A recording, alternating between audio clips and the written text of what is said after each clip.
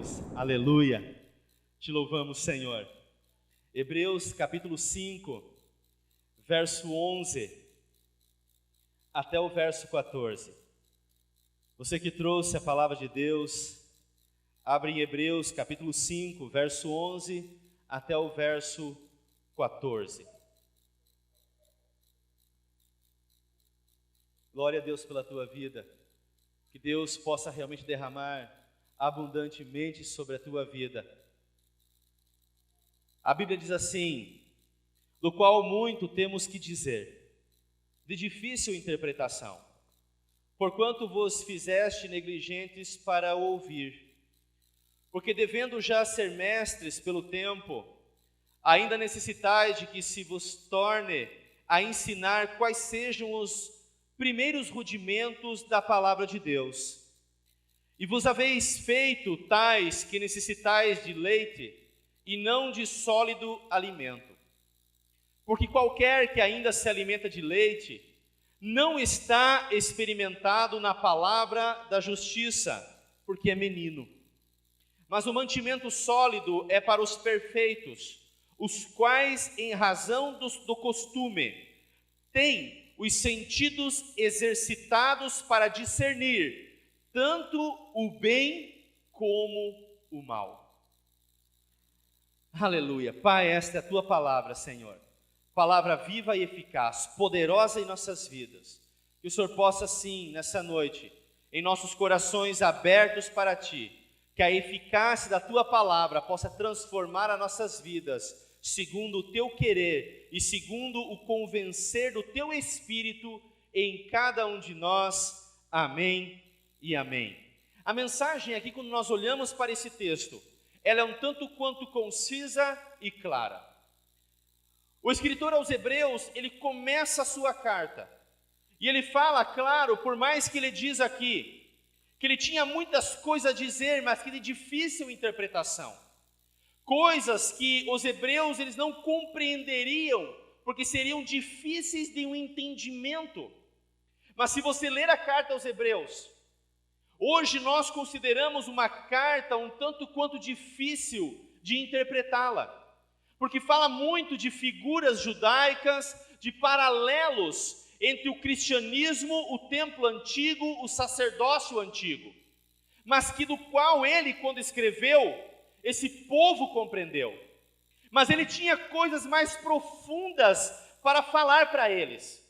E olhando para eles, conhecendo o público do qual ele estava escrevendo, então ele diz, olha, eu não tenho como falar de coisas mais profundas que eu gostaria de falar com vocês, porque nessa altura já era para vocês serem mestres na palavra.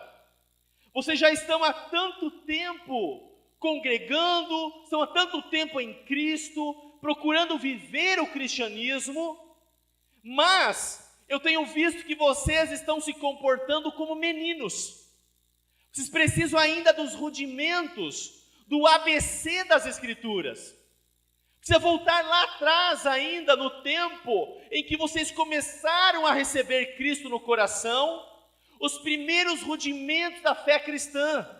Falar sobre justificação, falar sobre salvação, falar sobre o poder de Deus, quando eu podia estar falando de coisas muito mais profundas. Eu fico olhando para esse autor, e talvez a mente dele tinha coisas muito magníficas em Deus para revelar à igreja. Mas ele deixa bem claro aqui que se ele falasse sobre esses assuntos, a igreja não compreenderia. Então ele diz, olha, então é necessário eu voltar um pouco, porque vocês precisam ainda de leite, vocês não estão experimentados na palavra da justiça. Vocês têm passado por algumas situações, mas vocês não estão mostrando ou demonstrando um cristianismo maduro, entendido, uma fé realmente daqueles que olham para Jesus, que é o autor e consumador da fé, e não ficam tropeçando nas coisas desse mundo. Mas eu tenho visto que a fé de vocês, ela é um tanto quanto oscilante. Então olha, vocês não estão experimentados na palavra da justiça. Ele diz, porque é menino. Ele diz, o mantimento sólido é para os perfeitos. Claro que essa conotação de perfeito que ele usa aqui, não é de uma perfeição generalizada, porque sabemos que seremos perfeitos só na glória.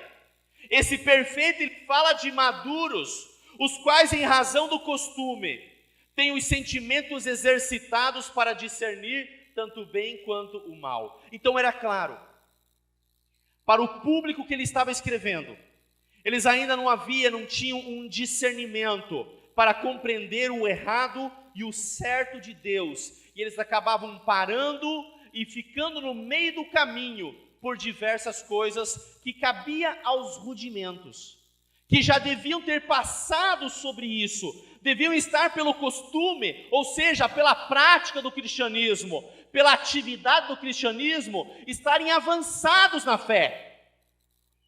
Já haviam se passado 40 anos depois do Pentecostes. É um tempo bem significativo, e havia muitos cristãos, se não a maioria, vivendo de forma infantil no meio da igreja. Claro que ele não escrevia aqui para pessoas que há pouco tempo estavam na congregação, que há pouco tempo haviam abraçado a fé cristã. Ele estava escrevendo de forma geral para a igreja, porque no geral o comportamento era de menino, era infantil. E necessitavam ainda do leite, e não podiam receber coisas mais profundas em Deus. Eles estavam por um processo de um crescimento espiritual muito lento. Muitos parece que perderam até mesmo o entendimento desses princípios elementares. Precisavam voltar à estaca zero, o ABC do cristianismo. E o autor, ele queria falar de coisas maravilhosas com eles, mas não podia. Ele talvez pensasse assim, se eu escrever isso ou escrever aquilo, eles não vão entender. Ele encontra dificuldades, o autor encontra dificuldades em comunicar a sua mensagem. Sabemos que a fase do leite na vida de uma pessoa é elementar. Sabemos que a fase do leite na vida de uma pessoa é tão essencial quanto a fase do alimento sólido. O bebê, depois de 6 meses, ele começa agora a receber alguns alimentos sólidos. Aos poucos, o organismo dele começa a receber e é passado isso para ele. Mas nos 6 primeiros meses, especificamente, somente leite.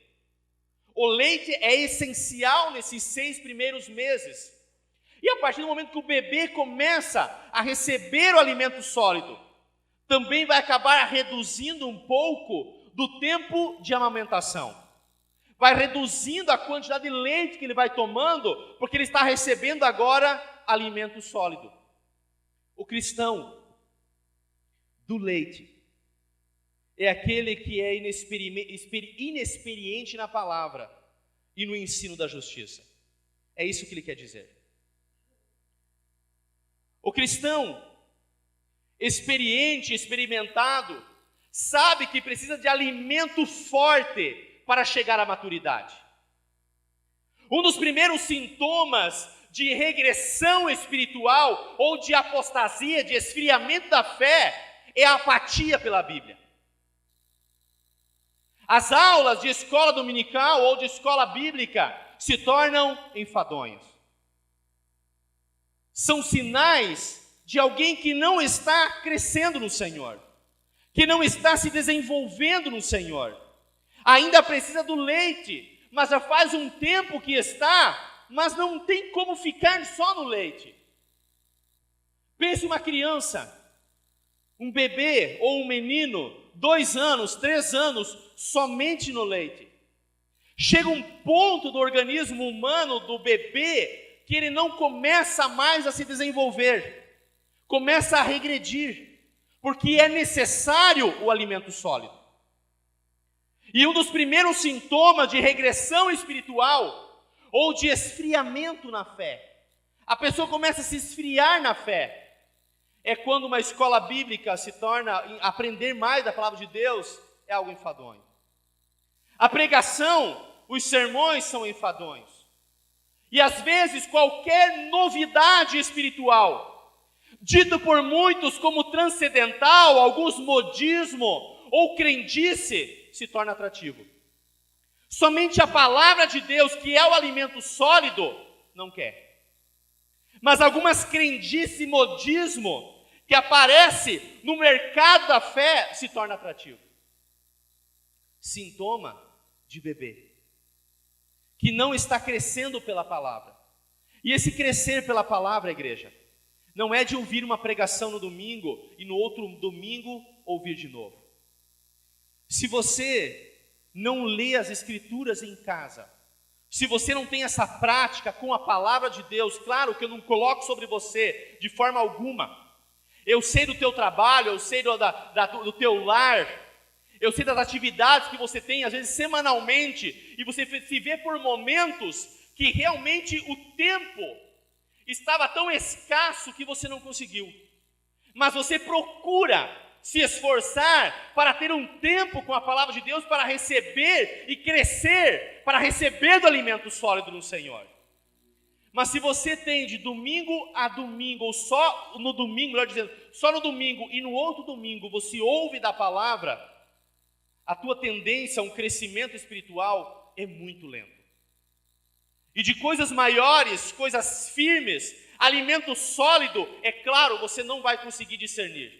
Não vai conseguir compreender. E é interessante que ele diz aqui que o menino, ele não consegue discernir tanto bem quanto mal. A cada dia ele passa por situações onde não há um entendimento do que é o certo, do que é o errado. Um evangelho que às vezes pode se tornar um tanto quanto diluído. O evangelho diluído, um evangelho palatável, cheio de ventos de doutrinas e novidades no mercado da fé, para muitos se torna atrativo. Porque falar uma verdade é muito pesado. Porque não atingiu uma fase de crescimento. Mas precisa ainda diluir, ou que jamais o evangelho deve ser diluído. Mas começa a andar um tempo no cristianismo, ouvindo dos rudimentos da fé, mas quando não há um crescimento, essa pessoa começa a diluir o evangelho. Por quê? Porque algumas coisas que vêm de encontro, algumas coisas que são fortes para mudar uma conduta, para mudar um caráter, para mudar algumas coisas que estão aqui dentro, não quer discernir, não quer compreender, não quer aceitar. Isso é um alimento sólido. Daí prefere o quê? Diluir o evangelho. Um evangelho mais palatável, um evangelho mais light. Um evangelho que não vai te cobrar, que não vai falar que isso ou que aquilo não está correto. Mas um evangelho que diz assim, não, continue assim. Está tudo certo assim, não tem problema assim. Esse não é o evangelho. O evangelho é mudança de vida. A verdade, em um evangelho diluído, palatável, a verdade não é pregada. Jesus é a verdade. A palavra de Deus é a verdade e não é uma verdade diluída. A verdade não é pregada, mas o evangelho se torna, para muitos, um oba-oba, só assuntos que enchem o ego e deixam a pessoa cheia de moral. Isso não é evangelho. Existem pregações e pregações. A palavra de Deus às vezes nos leva, conforme a mensagem, a nós nos alegrarmos mais, regozijarmos mais. Em outros momentos, toca aqui no interior, porque quer desarraigar de nós algumas coisas que não devem mais pertencer aqui dentro. Então mexe com a nossa estrutura. Então às vezes vai glorificar muito a Deus numa mensagem. Em outros momentos vai falar muito mais, misericórdia de mim. O que é evangelho? O que é o evangelho? O que é o evangelho? O que é essas boas novas? Em Marcos capítulo 1, verso 14 e 15, Jesus começa o seu ministério e diz assim a Bíblia: Jesus foi para a Galileia, proclamando as boas novas de Deus, anunciando: o tempo é chegado, o reino de Deus está próximo. Arrependam-se e creiam no Evangelho. O que é o Evangelho? Isso é o Evangelho. Arrependam-se e creiam nas boas novas no Evangelho. As boas novas do reino, as boas novas de salvação. O reino de Deus, que não é comida e nem bebida, não é as coisas somente desse mundo, mas é a paz, a justiça e a alegria no Espírito Santo. Viver o reino de Deus, como Jesus falou para os judeus. Não pense que o reino de Deus está lá, aqui ou acolá. O reino de Deus está dentro de vós. O que é o reino de Deus? Para habitar em nós. A presença de Deus, a presença do Espírito de Deus que habita em nós, manifesta através de nós e em nós o reino de Deus. Não é comida nem bebida, mas paz, justiça e alegria no Espírito Santo. O reino de Deus. O reino de Deus. O reino de Deus. Infelizmente, muitos vivem, como era no caso aqui do escritor aos Hebreus, um evangelho infantilizado. O bebê, a alegria espiritual é passageira. Porque o bebê, ele anda por condição. O bebê, eu tenho um bebê em casa e sei como é. A condição para ele rir, a condição para ele se alegrar, a condição para ele chorar, a condição para ele reclamar. O bebê, ele anda pelas suas emoções. A alegria, ela é passageira, ela tem um momento. O bebê espiritual, a alegria, é passageira. O ânimo se torna dobre. Ora está alegre, ora não está alegre. Se o reino de Deus está em nós, o Espírito de Deus está em nós. Gálatas 5:22 diz que o fruto do Espírito é paz, justiça, que é paz, alegria, amor. Fruto do Espírito, esse reino, esse Espírito que habita em nós. Mas o bebê espiritual, o ânimo é dobre. Alegria é passageira, alegria tem condição. Condição. Para o bebê, a mansidão e o domínio próprio têm limite. A mansidão, o domínio próprio, aquilo que você se domina as tuas emoções, para o bebê, depende, tem limite. Até aqui eu mantenho minha mansidão, meu domínio próprio. Daqui em diante não dá certo. Para o bebê tem um limite. O bebê, é interessante que a figura de um bebê, ele coloca qualquer coisa na boca. O bebê não tem discernimento entre o bem e o mal.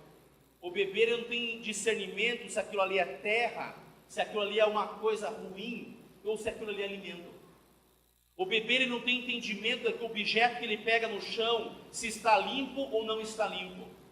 O bebê ele não tem esse entendimento. O bebê ele coloca qualquer coisa na boca, ouve qualquer, às vezes, pregador no rádio ou na televisão e não é capaz de discernir ou determinar se aquele pregador é fiel às Escrituras. Em Atos, é interessante isso. Em Atos, capítulo 10, verso 10 e 11, capítulo 17, verso 10 e 11, diz o seguinte: que logo que anoiteceu, os irmãos enviaram Paulo e Silas para Bereia. E chegando ali em Bereia, eles foram à sinagoga judaica, e os bereanos eram mais nobres do que os tessalonicenses, pois receberam a mensagem com grande interesse, examinando todos os dias as Escrituras, para ver se tudo era assim mesmo. Imagina o apóstolo Paulo pregando aqui à frente, e você está todos os dias examinando se aquilo que ele prega é assim mesmo. E é interessante que a Bíblia chama os bereanos de mais nobre que os tessalônicos, porque os tessalônicos não fizeram isso, mas os bereanos fizeram.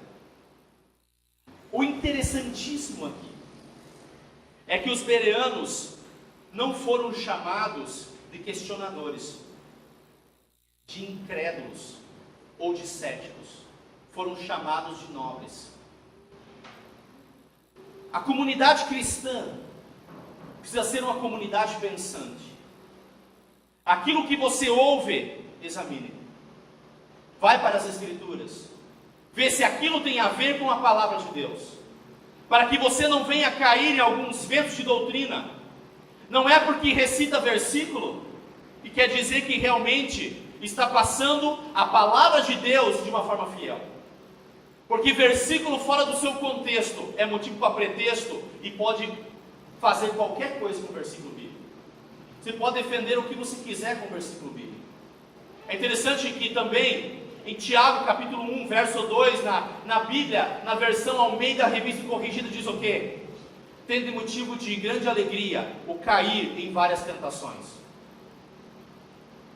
E a pessoa não tem uma compreensão de que é uma tradução do século XIX, onde a palavra peirasmos, ela no seu contexto, ela é traduzida tanto como tentação como provação. E na versão Almeida Revista e Atualizada, a NVI ou qualquer outra versão, já traz o texto, tende motivo de grande alegria o passar por várias provações, e não o cair em tentações. Não é porque fala um versículo, que esse versículo que fora do seu contexto pode defender o que quiser. E aquele que está crescendo na palavra de Deus, não é porque está falando um versículo, falando qualquer coisa sobre Deus, que você diz, não, realmente tem razão. Quero convidar você a ser como um bereano, ser nobre, do qual examina através das Escrituras, para ver se realmente aquilo tem a ver. Questione, pergunte. Você é visto por Deus, pela igreja, pelo escritor de Atos, por Lucas, como alguém nobre. Tem que fazer isso mesmo. Mas isso está na Bíblia, não está na Bíblia, o que está acontecendo, o que é isso, por que isso? Tem que falar mesmo. Tem que buscar o esclarecimento, tem que abrir a boca. Não é porque está falando aqui na frente que você tem que acatar isso e dizer isso é uma verdade para a minha vida. Cuidado, cuidado. Para a pessoa do teu lado, diz para ela, seja um bereano, seja nobre, examine as Escrituras, leia a palavra de Deus, conheça mais a palavra de Deus. O bebê espiritual, ele ouve um monte de porcaria, às vezes por aí, por ali, e não sabe compreender quando a fé vira um mercado. O bebê, ele não sabe discernir o perigo. Você pode falar, não vai lá. Você sabe que aquele objeto é perigoso. Você sabe que aquela cerca é perigosa. Então você avisa o bebê, mas o bebê ele não tem entendimento sobre isso. Ele chega numa flor, ele não tem entendimento se é uma roseira e ele pode se machucar com os espinhos. Não tem compreensão. O bebê ele ouve um monte de coisas e não sabe compreender quando a fé se torna um mercado. O bebê acaba caindo em ventos de doutrina e acha que é vento do Espírito. Cuidado! Jesus deixou bem claro: lobos devoradores vêm vestidos em pele de ovelha. Cuidado com ventos de doutrina. Cuidado com ventos que não são do Espírito. O bebê, é interessante que a figura do bebê, do menino, do adolescente, é que ele só quer andar na moda. Ele vive o modismo. As últimas novidades, o molde. Se agora a vestimenta é essa, ele acata aquele modismo com facilidade e diz, agora é por aqui. Tira tudo, guarda tudo, tira do caminho. E agora a moda é essa. Olha só a igreja. Às vezes muitos dizem assim, se para aquela igreja deu certo, para a nossa também vai dar. Não é assim. Porque existe uma realidade local contextualizada entre a sua congregação, localidade, historicidade, para viver a realidade. Cuidado com os moldes. O que nós devemos viver é pela palavra de Deus, não pelos moldes. Hoje se prega um outro evangelho que está longe do que a Bíblia fala. Então, quando eu digo assim, eu não estou colocando toda a igreja cristã, mas eu falo de uma forma generalizada, onde você olha para uma, às vezes até pequena minoria, mas se mostram de uma forma que são a grande maioria. E muitos entram nesses moldes. Quais são os moldes? Copo de água sobre a televisão. Coloca um copo de água sobre a televisão, fazer uma oração, e você beber e vai ser curado. Molde. Eu não estou dizendo que em algum momento, talvez isso foi um toque do Espírito para alguém fazer, e pelo nome de Jesus, não por causa da água, a pessoa foi curada, transformada. Mas o problema com isso é que virou molde. Virou molde. Rosa ungida, sabonete que cura, tijolinho de R$200, óleo de ungir milagroso, sal do mar morto, dente de ouro. Fique rico trazendo teu dízimo aqui, porque a mão de Deus está aqui e em nenhum outro lugar. Manto ungido, chapéu ungido, lenço ungido. Você sabe, você conhece um pouco das Escrituras, sabe? A Bíblia diz, olha só, isso aqui é interessantíssimo. Você não vê o apóstolo Paulo dizendo assim: pegue o meu lenço e levem sobre os enfermos, sobre os endemoniados que serão curados. Mas a Bíblia diz que Paulo, na cidade onde ele estava, para se sustentar, ele começou a produzir tendas. Ele entendia em produzir tendas. Alguns vinham morar, passar um tempo em algumas cidades, e muitos habitavam nessas tendas. Então eles fabricavam tendas. E Paulo, a Bíblia diz que ele usava aventais a produzir essas tendas. E Paulo, ele não podendo estar em vários lugares, as pessoas sabendo o quão o Espírito de Deus, o reino de Deus habitava nele, a Bíblia diz que pegavam os lenços de Paulo, pegavam os aventais de Paulo e levavam para essas pessoas que eram curadas e os demônios saíam. Mas quem levava eram as pessoas. Não, o apóstolo Paulo nunca indicou alguém a fazer isso. Hoje se fala no culto: leva meu lenço, leva minha gravata. Cuidado com ventos que não são ventos do Espírito. Nós precisamos discernir o que é Deus, o que é palavra de Deus. Não é porque aconteceu com o apóstolo Paulo que hoje isso virou modismo. Isso virou um molde. Se fabrica os lenços em milhares, em milhões, e daí está ali: não, já foi orado pelo lenço, foi ungido o lenço, leva para a tua casa. Cuidado com isso. Unção do caicai. Estou usando coisas aqui que você encontra em muitas denominações, infelizmente. Em frente a uma igreja estava escrito desencapetamento total. Daí tinha uma lista do que ele desencapetava. Em outra igreja, em São Paulo, dizia assim: dízimo, 9%. Dízimo, a palavra dízimo, maser, decate, ou é grego, ou é hebraico, ou é em português, é 10%. Não existe dízimo promocional, mas quer atrair algumas pessoas em alguns ventos, e acaba fazendo algumas coisas, deturpando as Escrituras. O bebê, ele acaba vivendo algumas crendices. Sabe o que é crendice? Sabe o que é crendice? É quando alguns começam assim: tem um demônio dormindo sobre o telhado da tua casa, e é por isso que as coisas dão errado na tua vida. Crendice. Tem um anjo passando aqui agora, é na terceira fileira, e ele tem salvas de ouro na mão, derramando sobre a tua mão. Estende aí. Crendice. Eu preciso dizer aqui para você que tem anjo aqui dentro. Eu preciso aqui no púlpito dizer assim: aqui tem anjo. Se o Salmo, de verso 34, 7, diz que Deus tem colocado um anjo acampado para nos dar livramento, se a Bíblia diz isso, eu preciso falar para você que tem um anjo contigo. Eu preciso dizer que tem anjo aqui dentro quando a Bíblia diz que tem. Mas se usa isso para que muitos caiam nessas crendices, porque isso mexe com o emocional. Você está vendo algum anjo aqui? Você consegue ver algum anjo aqui? Não. Mas se eu aqui no culto começo a falar assim: está na terceira fileira, e ele está chegando perto de você, ele tem salvas de ouro na mão, abre a tua mão que ele vai derramar e você vai ficar muito rico. Crendices. casamento não dá certo porque tem maldição hereditária. Você precisa entregar uma oferta no altar de R$700 para quebrar essa maldição.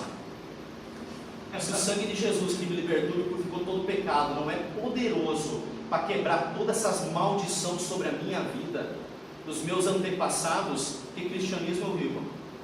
Se em Cristo Jesus eu sou uma nova criatura, que cristianismo eu vivo então?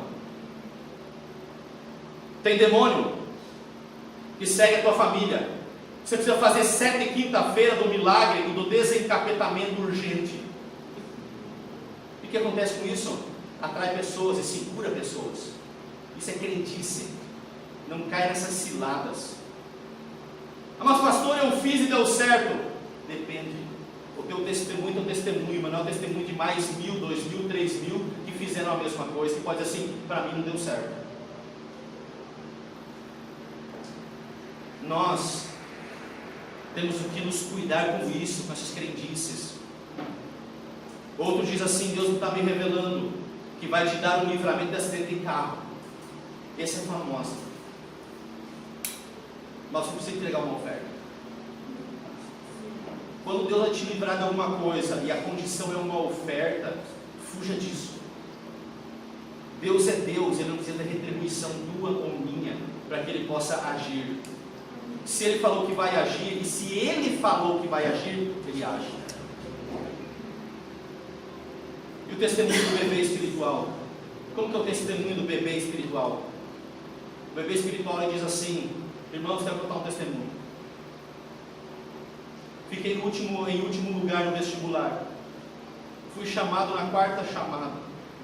E por isso não precisei pagar a matrícula como os demais.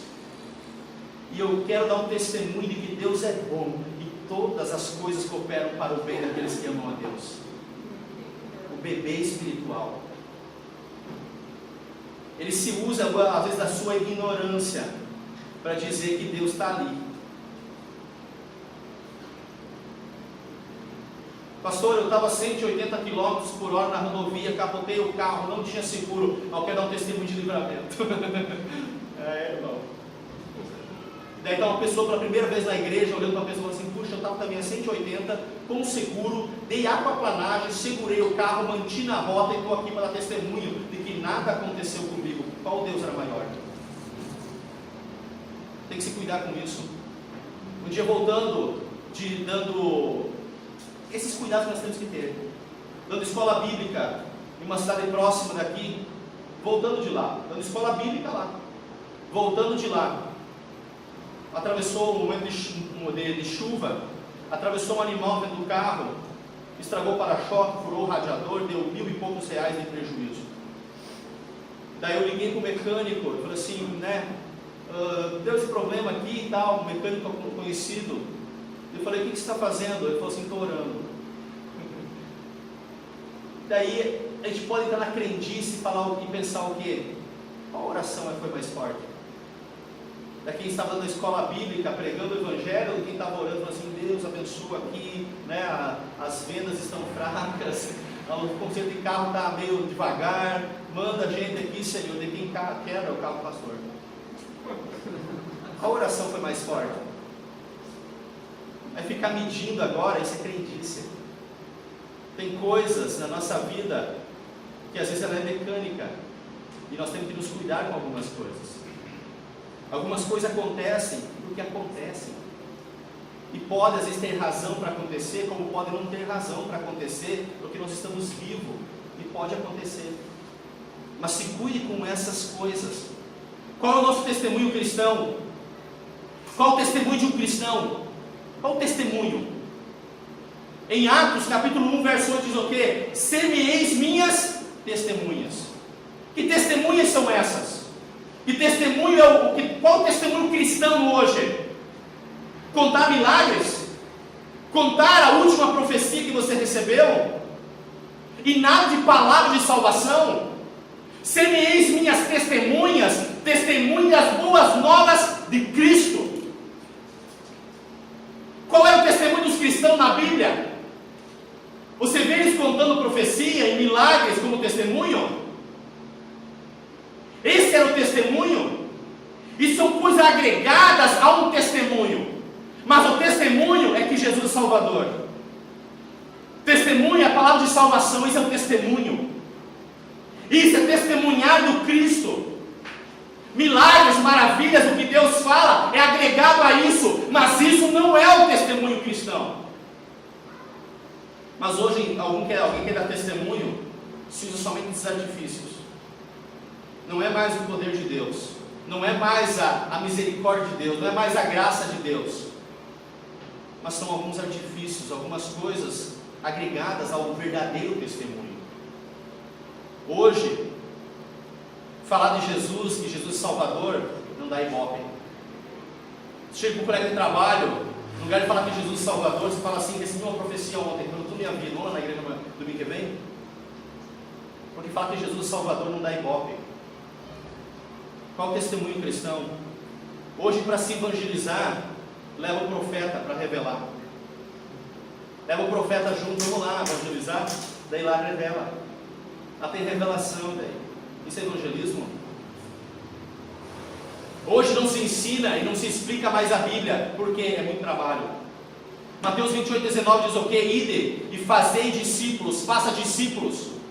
Daí o verso 20 diz assim: ensinando-os a guardar tudo o que vos tem ensinado. Isso é fazer discípulo, fala da palavra. Não ficar no testemunho: ah não, Deus revela tudo, Deus faz isso. Deus faz mesmo. Eu não estou questionando, eu não estou entrando na linha de que Deus não é Deus para que possa fazer isso. Mas a forma como nós damos o nosso testemunho de salvação para os outros, que artifício nós temos usado? Levar o profeta junto? Hoje não se ensina mais e explica a Bíblia, porque dá muito trabalho. É só levar o profeta e lá ele revela. Que discípulos nós estamos formando? Isso não é evangelho. Isso não é as boas novas, porque Jesus deixou bem claro: arrependei-vos e convertei-vos. Arrependei-vos e crede no evangelho. Isso é testemunho. Jesus não saiu revelando de todo mundo para ganhar deles. Jesus, ele pregava, os milagres aconteciam para o testemunho, para testificar do reino de Deus, da vida do Messias. É muito claro quando diz em Mateus que Jesus, quando curou a sogra de Pedro, depois trouxeram muitos enfermos, endemoniados, e todos eram curados. A Bíblia diz assim: para que se cumprisse a palavra dita pelo profeta Isaías, que pelas suas pisaduras seríamos curados. Era necessário os milagres, as maravilhas na vida do Messias para que se cumprir as Escrituras. Mas os milagres e maravilhas não é testemunho de salvação. Isso não é evangelho. Não se convida mais para um estudo bíblico. Você convida para evangelismo alguém para um estudo bíblico? Como diz a palavra, fazer discípulos, ensinando-os a guardar tudo que você tem falado. Se convida para um ensino bíblico, mas se convida para ir na mãe de santo evangélica, que lá ela revela. Isso não é evangelho. Isso não é evangelho. Isso é cartomante. Leva lá que revela mesmo. Sabe o que é evangelho? João capítulo 3 diz o seguinte: porque Deus amou o mundo de tal maneira que deu o seu Filho unigênito, para que todo aquele que nele crê não pereça, mas tenha a vida eterna. Porque Deus enviou o seu Filho ao mundo, não para que condenasse o mundo, mas para que o mundo fosse salvo por ele. Quem crê nele não é condenado, mas quem não crê já está condenado, porquanto não crê no nome do unigênito Filho de Deus. Isso é o Evangelho. Isso é o Evangelho. Essa é a palavra de Deus que nós devemos proclamar. Sabe qual é o testemunho do bebê espiritual? Ele diz assim: eu esqueci de trazer protetor solar aqui na praia, mas pela fé eu não vou me queimar. O mundo tem suas leis naturais. É interessante que René Kivitz da IBAB, ele fala muito sobre esse assunto. Ele fala muito sobre essa espiritualidade mecânica, ou essa espiritualidade extremamente espiritual. não é uma espiritualidade equilibrada. A pessoa esquece o protetor e fala assim: não, em nome de Jesus, eu não vou me queimar, fica torrando no sol. E daí depois se queima, passa mal, é internado, e assim, minha fé se abalou por causa disso, porque Deus não ouviu a minha oração. O que é o Evangelho? Alguns falam assim: não, pastor, o frio é psicológico. Então vai ver se o seu frio é psicológico. Vai enfrentar, vai lá nos Campos de Palmas, vai lá no Horizonte, vai lá. Naqueles dias que tem bastante frio, vai lá. Fica lá de calção e camiseta e fica assim, ó, o frio é psicológico. Não, o frio ele é só psicológico, vai lá. De alguns a gente quer usar de artifício, não, em nome de Jesus. O bebê, ele pensa assim: eu fiz em Deus tudo certinho, casei certinho, entrego o meu dízimo e agora nada pode dar errado. Também não é bem assim. No mundo tereis aflições. E qual é a mensagem de Jesus? Tende bom ânimo, eu venci o mundo. Você vai passar por situações adversas, por mais que você faça tudo certinho, mas qual é a mensagem? Se alegre, tenha bom ânimo, eu venci o mundo. A vida é de René que diz: a vida ela não é mecânica. E qual é o outro extremo? É sair de uma vida mecânica para uma espiritualidade mágica. Tudo é Deus ou o diabo? Tudo. O que acontece? Chegou na porta do banco, fechou. Diz assim: é o diabo que me atazanou e eu acabei chegando atrasado. Perdi o ônibus. É o diabo. Ou tenta a espiritualidade de forma positiva. Não, Deus tinha alguma coisa para me revelar. Daí no outro dia está procurando notícia, ver se o ônibus bateu, capotou, alguém morreu, foi atropelado, para depois achar e dar um testemunho. A espiritualidade mágica. Deu certo, é Deus. Deu errado, é o diabo. Ou não deu certo alguma coisa? Não, porque Deus me deu algum livramento nisso. Alguma coisa Deus deu livramento. Bati o carro, é o diabo.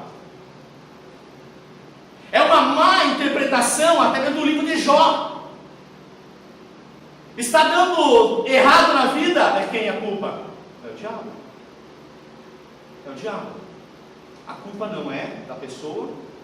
Não entende também que vai ter aflições para ter tudo certinho. Nós não temos como discernir quando é o diabo ou quando é Deus. E onde que entra as nossas responsabilidades em tudo isso? Dorme até tarde, perde o ônibus e a culpa é do diabo? Se isenta de algumas responsabilidades dentro do casamento, da briga no casamento, acontece algumas coisas, a culpa é do diabo. Ganhou a conta, a culpa é do diabo. Ou é de se analisar talvez e rever algumas coisas. Você perde o ônibus, como saber se foi Deus ou foi o diabo que te atazanou? Fui viajar com os documentos atrasados e orei para não me pegar numa blitz. Espiritualidade mágica. Foi viajar com os documentos atrasados, não devia viajar. E mais, devia pagar o documento. Então a gente está orando e fala assim: não, em nome de Jesus, que não tenha blitz. Fui viajar com os pneus do carro careca. Deu aquela plancha, saí do asfalto e capotei. A culpa é de quem? Do diabo. Falta de manutenção no carro, a culpa é de quem? Estragou, a culpa é de quem? Do diabo. A vida dá errado, é o diabo. Nós não podemos ficar interpretando os incidentes como Deus e diabo. Isso vai te levar para uma crise de fé. Isso é bebê. Precisa voltar para os rudimentos da fé, para o ABC das Escrituras. Não podemos ficar interpretando isso. Vai te levar a uma crise de fé a qualquer momento. A vida dá errado, é o diabo. Deu problema na empresa. Deu problema na empresa. Fizeram um trabalho para você, é o diabo. Deu problema de saúde, é maldição hereditária. Meu pai tinha, meu avô tinha, meu antepassado tinha, não sei quem tinha. maldição hereditária. Associa isso o tempo todo, isso é espiritualidade mágica. Abre em Lucas capítulo 13 comigo. Eu acho fascinante a forma como Jesus entendia isso.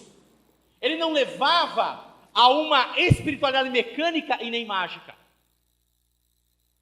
Lucas capítulo 13 fala de um incidente um tanto quanto interessante, diz assim: e naquele tempo estavam presentes ali alguns que lhe falavam dos galileus, cujo sangue Pilatos misturara com os seus sacrifícios. E respondendo Jesus disse-lhes: cuidai vós que esses galileus foram mais pecadores do que todos os galileus, por ter padecido tais coisas? Não vos digo antes, se vos não arrependerdes, todos de igual modo vão perecer. E aqueles 18 sobre os quais caiu a torre de Siloé e os matou, cuidais que foram mais culpados do que todos os homens que habitam em Jerusalém? O que ele diz? Não! Vos digo antes, se vos não arrependerdes, todos de igual modo perecereis. Para os judeus, 18 homens morreram na torre de Siloé, na queda da torre de Siloé. E qual que era o conceito deles? Eles são mais pecadores que nós, e Deus permitiu eles morrerem naquela torre, porque são mais pecadores que nós. E Jesus diz o que para eles? Não é assim. Se vocês não se arrependerem, vocês são tão culpados como eles eram e como vocês podem ser agora. O arrependimento, você ter uma vida assim, não te isenta de nada. Sabe o que acontece? Isso é espiritualidade mágica. Tudo precisa ter uma explicação e um culpado. Foi Deus ou foi o diabo? Jesus não tinha esse tipo de espiritualidade mágica ou mecânica. Ele tinha uma maturidade para dizer: olha, aqueles 18 não eram nem melhores e nem piores que vocês. Mas se vocês não se arrependerem, vocês também vão perecer. Vão morrer algum dia. O cego de nascença. Em João capítulo 9, verso 2, os discípulos olham para Jesus e falam: quem pecou? Ele ou os seus pais? Espiritualidade mágica. Qual era o conceito? Ele está cego porque alguém pecou. Ou foi ele ou foi os pais dele. O que Jesus disse? Nem ele nem os pais. É para manifestar a glória de Deus. Não é ficar, é por causa disso, é por causa daquilo. Não. Isso te mata. Você vai entrar em uma crise de fé a qualquer momento por causa disso. A Bíblia, a sua leitura e prática, nos leva ao crescimento e à maturidade espiritual.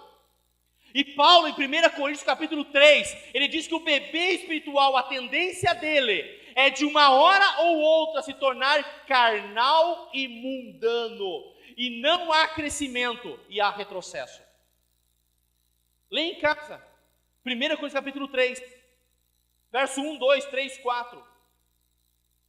Ele diz muito claramente: o bebê, o que precisa de leite, a tendência uma hora ou outra é se tornar carnal e mundano.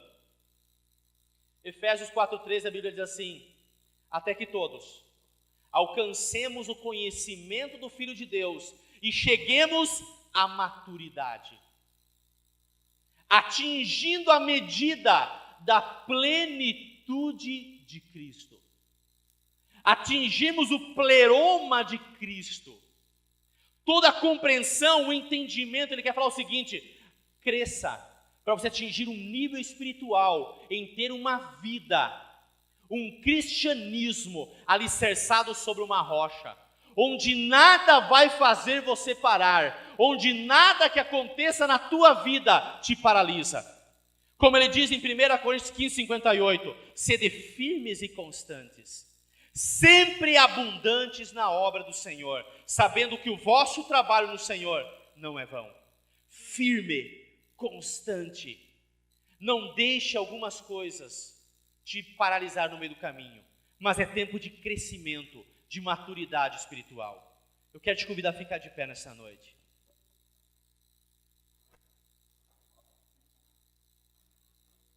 Hoje nós vamos cear. E o convite ao nós cearmos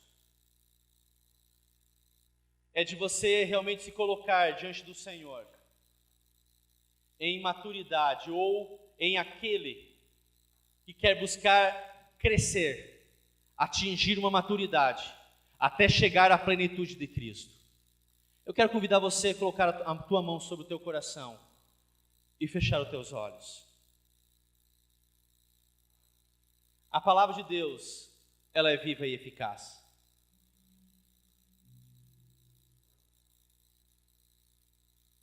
E se nós atentarmos à palavra de Deus, transformações ocorrem em nossas vidas. Você vai se surpreender com o crescimento na tua vida. Mas você só vai crescer recebendo o alimento do Senhor. Só vai crescer tendo um tempo de intimidade com a palavra daquele que pode mudar a tua história. Você ter comunhão com a palavra de Deus vai fazer com que você vai crescendo e crescendo. Quando você começa, parece não compreender nada. O bebê também não compreende. Mas quando o bebê continua, e logo ele começa a entender algumas coisas, receber alimento sólido, ele começa a ganhar estatura, ele começa a ganhar peso, até atingir a plenitude da maturidade. Mas se você não tiver intimidade com a palavra de Deus, você faz desse livro apenas um livro para ficar em algum canto da tua casa, mas você não desfrutar dessa palavra, então você vai ficar muitos e muitos anos engatinhando como um bebê. Quando Deus tem coisas profundas e inefáveis, coisas maravilhosas para revelar para você. Você que é pai, você que é mãe, você não dá algo de valor para um bebê, porque ele não sabe cuidar. Deus não vai dar coisas grandes para você, porque você sendo bebê, você não vai saber cuidar. Muitas promessas tardam em nossas vidas por causa da nossa imaturidade e não podemos receber aquela promessa.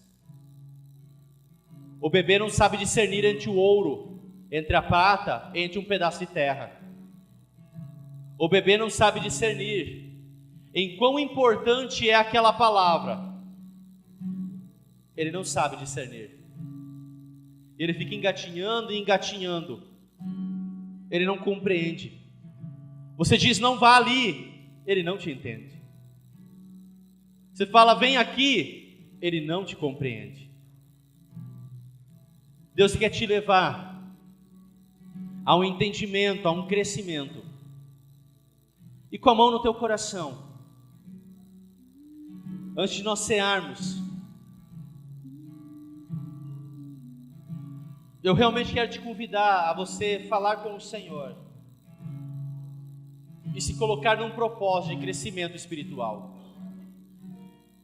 Se você não lê a Bíblia em casa, se coloque num propósito a partir de hoje de começar a ler em casa. Pastor, eu não entendo. Me escreve, me liga, me procura e diz, pastor, me diz um livro que eu possa ler da Bíblia, começar a ler, que eu possa ter mais entendimento, eu possa compreender com mais facilidade.